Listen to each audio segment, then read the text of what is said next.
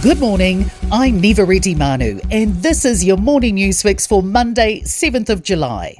In this update, the government's asked Inland Revenue to look into whether income tax settings are being correctly applied across banks.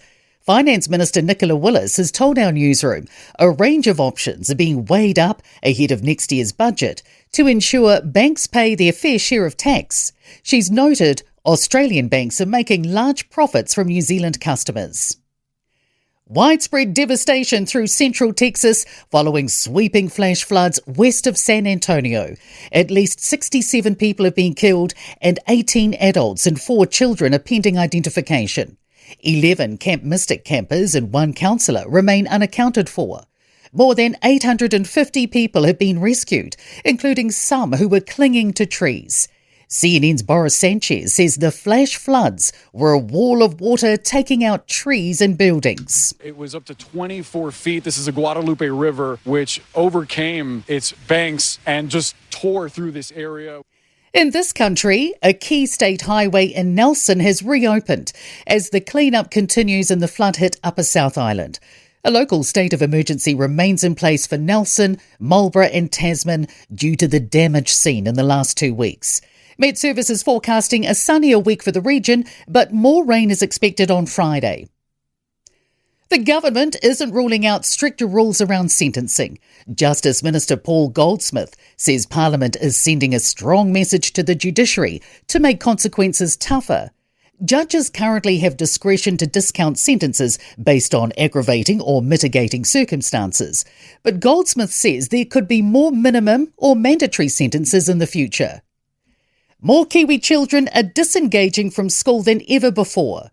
Education Ministry data shows 3,500 kids have been missing from the education system for more than a year since 2022, and that figure's higher than the 7 years before that combined. The second phase of the COVID inquiry starts today, and the chair expects it to be illuminating. The public hearings will be held in Auckland and will be chaired by KC Grant Illingworth. Phase 2 will look at aspects of the COVID response like vaccine safety, the approval process and vaccine mandates. A 36-year-old Wellington man who groomed and sexually exploited 2 preteen girls online while pretending to be a child himself is going to prison. Benjamin Woods has been sentenced in the Wellington District Court to 6 years and 5 months jail time.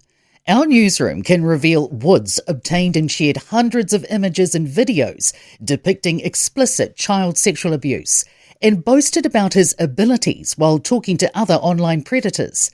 The courts heard his victims felt broken, scared and unable to trust others as a result of his offending. In sport, Liam Lawson has failed to reach the end of the first lap of Formula One's British Grand Prix at Silverstone due to an accident. McLaren's Lando Norris won the race. Golfer Kazuma Kobori has produced the best result of his career, finishing third at the latest European Tour event in Munich and earning $242,000. Top seed Aryna Sabalenka has advanced to the women's quarterfinals at Wimbledon. India have levelled the 5-test cricket series against England with a 336-run victory at Edgbaston. I'm Nivareti Manu, and that's your latest news fix. We'll be back with the next update at midday from the Newstalk ZB newsroom.